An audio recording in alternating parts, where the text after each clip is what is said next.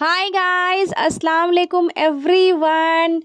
कैसे हैं आप सब गाइस? आई होप आप सब बहुत ही अच्छे होंगे। Good morning guys, welcome back to my channel in my another vlog. Guys, सुबह सुबह 6:30 बजे का वक्त है। गेस मैं कहाँ जा रही हूँ? गेस कर लिया आप सब ने? अर्ली मॉर्निंग में कहाँ जा रही हूँ?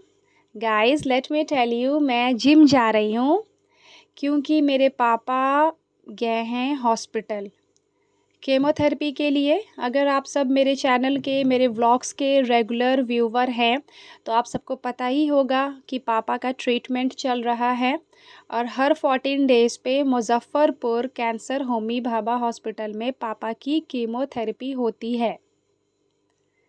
इसलिए पापा को जाना पड़ता है। कीमो के तो बहुत ज़्यादा ही साइड इफ़ेक्ट्स पापा को हो रहे हैं और आप सबको तो पता ही है कि कितना ही वो पेनफुल होता है।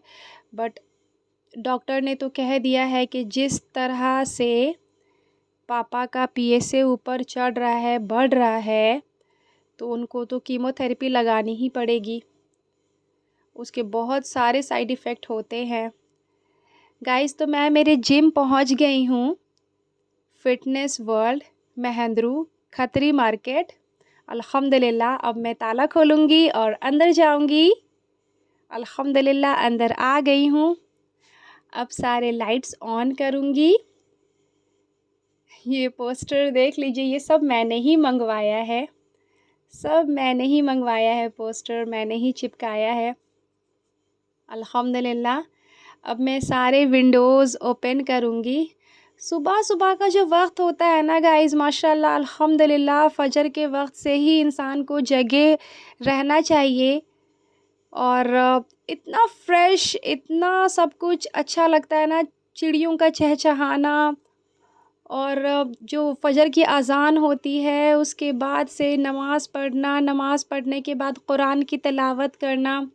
थोड़ा सा ही सही, एक लाइन ही सही, 2 लाइन ही सही, एक पैराग्राफ ही सही, इंसान को कोशिश करनी चाहिए इंशाअल्लाह ताला कि इंसान कुरान की तिलावत थोड़ा सा ही नमाज के बाद करे, क्योंकि उससे अपनी ख़ुद की हिफाजत होती है। नमाज और कुरान हमें बहुत तरह की मुसीबत से, आफ़त से, परेशानियों से, दुख तकलीफ़, बीमारियों से हमें बचाती है, हमारी प्रोटेक्शन करती है अल्हम्दुलिल्लाह। और फ़जर के बाद का जो वक्त होता है गाइस, उसके बाद हमें वर्कआउट करना चाहिए, वॉकिंग करनी चाहिए, हेल्दी खाना चाहिए। अल्हम्दुलिल्लाह ये सारा वीडियो मैंने आप सबके लिए शूट किया है गाइस। आई होप आप सबको बहुत ही अच्छा लगेगा वीडियो। बहुत बहुत बहुत दिनों के बाद मैं आई हूँ, क्योंकि मुंबई से आने के बाद आपको तो पता ही होगा, अगर आप सब रेगुलर व्यूअर होंगे तो सारी वीडियोस, सारे व्लॉग्स और सारी अपडेट इन्फॉर्मेशंस मैंने मेरे चैनल पे हमेशा लगातार डाली हैं। सारी वीडियोस, व्लॉग्स, इन्फॉर्मेशंस। तो मुंबई से आने के बाद आप सबको बताया ही था मैंने कि कितनी ज़्यादा मेरी बाबू रिदा की तबीयत ख़राब हो गई थी हाई फ़ीवर से। अल्लाह कभी भी मेरी बाबू की ऐसी तबीयत ख़राब ना हो। 104 फ़ीवर, बाप रे!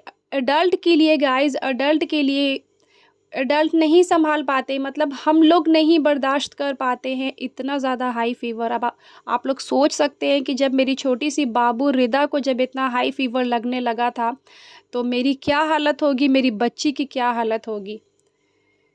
तो बहुत ही, क्या ही मैं याद करूं, बस अल्लाह का शुक्र है, एहसान है कि जिस तरह से खुशी अगर कुछ पल की होती है तो दुख भी निकल जाता है, वो टाइम भी निकल जाता है, वो भी नहीं रुकता है, वो भी नहीं टिकता है। और दुख का, तकलीफ़ का टाइम भी अल्लाह ताला उससे निकाल देता है। फिर खुशी आती है, फिर खुशी भी ज़्यादा दिन तक नहीं रहती है, बट फिर भी हर हाल में अल्लाह का शुक्र है। सारी खिड़कियाँ खोल चुकी हूँ मैं गाइज़, और सारे पोस्टर्स मैं जिम के आप सबको दिखा चुकी हूँ। सारे मैंने ही मँगवाए हैं, सारे मैंने ही चिपकाए हैं और बहुत ही अच्छी फीलिंग्स हो रही थी जिम में आके। बाबू की तबीयत जब ख़राब नहीं हुई थी उसके पहले मैं रेगुलर ही आती थी अल्हम्दुलिल्लाह। और उसके बाद जब फिर से बाबू की तबीयत ख़राब हुई, फिर एग्ज़ामिनेशंस की प्रिपरेशन करानी थी बाबू को, तो तब फिर मेरा गैप हो गया। Thank you so much for watching, love you.